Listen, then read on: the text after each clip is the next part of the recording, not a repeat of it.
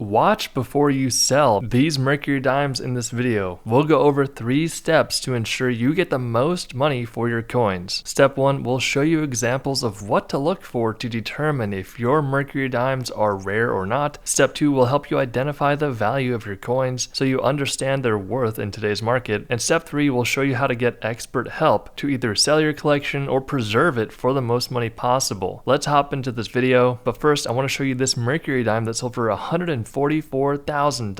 We are going to go over that coin closer to the end of the video, but really quick, a brief history. The Mercury Dime was released into circulation on October 30th of 1916. It was meant to replace the barber dime. Now it was minted from 1916 to 1945 at the locations of the Denver Mint, the Philadelphia Mint, and the San Francisco Mint. These coins are made out of 90% silver and 10% copper. Let's hop into this first coin that sold for $46,800. Like I said, 1916 was the first year of issue for these coins. This example was graded by PCGS at a mint state 65 with the full bands on the back. So an area you want to pay attention to is this axe on the back center, and there's going to be these horizontal bands in 3 different locations. That is the highest point on the coin. It's the hardest to strike, and it gets worn down the quickest. So collectors really want mint state coins that have these full bands on the back. This coin also has a bit of coloration or toning going on, as you can see by the brownish orange coloration happening. This is a naturally occurring oxidation process called toning, and it can increase or decrease the value of the coin based upon the eye appeal, how good or bad it looks. This example sold for $46,800. $72,000 for this 1920S, standing for the San Francisco Mint, Mercury Dime, graded by PCGS at a mint state 67 with the full bands on the back, and it's got a CAC sticker, and there's some crazy toning going on here. Now some people may look at the toning here and think, oh man, that does not look that good. I do not want to spend more money. There's a good chance that 2 or 3 collectors really wanted this coin for their collection, and they ended up bidding up this coin a lot of money until it finally settled at $72,000 for a coin that is over 100 years old. A mint state 67, which is only 3 points away from the perfect grade of 70, is a very high grade to get. Very challenging, and it's something you want to pay attention to because $72,000 for this one, $90,000 for this 10-cent Mercury Dime. This one, it was graded by PCGS at a mint state 68 with the full bands on the back once again. Guys, the biggest factor here, if we're being completely honest, is going to be that condition. Condition is king when it comes to these Mercury Dimes. That's why this example sold for $90,000, but keep in mind, even in a lower graded condition, it's still going to be worth good money, so keep your eyes peeled. Now here's one we really want to talk about. This one sold for $90,000 as well. This is a 1942/1 10-cent Mercury Dime graded by PCGS at a mint state 67 plus. So we want you to look at the date there. You can see it says 1940, and then there's a 1 and a 2. That's because this is a 1942/1 variety of this coin. Now, like we promised at the start of this video, we want to help you find out how much your coins are worth. Make sure that you're getting the full money of your coin. If you come across a coin like this, look very closely at this coin to see if you have a genuine example. A counterfeit example is going to look a bit more muddled down. The features will not be as crisp and clear. Do understand that people look at a video like this and say, wow, I can try to counterfeit a coin like this and sell it and make a lot of money. We are not offering any sort of legal or financial advice whatsoever, but you do not want to deface or make any counterfeit coins and scam people like that, because that is against the law and we do not want you getting in trouble whatsoever. But please, if you're ever buying or selling a coin like this, be very careful because there are some counterfeits out there. What you want to do is this. If you're trying to sell the coin or figure out how much the coin is worth, we recommend finding 3 coin experts either around you or online. Contact them and say, hey, this is what I have. You're going to need to show them in person or a very clear photo of what's going on for them to be able to evaluate the coin. So you can either drive around, try to find out where these coin shops are, spend a lot of time, possibly a lot of gas money, or what you can do is you can join our Coin Value Club. You can send us pictures directly to me and my team. We'll tell you how much your coins are worth and what we would recommend you do, whether it's preserving them for future generations or if you want to sell them. We can help you optimize the values of your coins so you don't get scammed and ripped off like at a pawn shop or something. So be very careful, do your due diligence, do your own homework, trust your gut. If something feels wrong, you're probably right. But at the end of the day, if you get the opinion of 3 different experts and they all tell you that the coin is fake, they're probably telling you the right thing. They're not going to lie to you unless they're morally all bad people. But I grew up working in coin shops. I know a lot of coin shop owners. The majority of the time, these guys are good people. The only big issue is when the public sees a video like ours and thinks, oh wow, I have a coin worth $100,000. I'm going to go to a coin shop, and if they tell me anything differently, then I'm going to be really mean to them, or I'm going to tell them they don't know what they're talking about. So these coin shop owners, they deal with a lot of mean people, a lot of public that thinks they know everything. everything, when in reality, these coin shop owners, they're the experts. They've been doing this for their whole life for a long time. If you have a coin shop, there's a good probability that you have a decent idea of what you're doing, or else you wouldn't be able to afford it. So keep all those things in mind whenever trying to sell your coins or find the value. But let's go to the next coin. $96,000 for this 1945 10-cent Mercury dime. I mean, just look at this coin. It's a beautifully produced coin. It looks brand new, which is amazing for a coin from 1945. This one also has the full bands on the back. That's a recurring theme for these coins.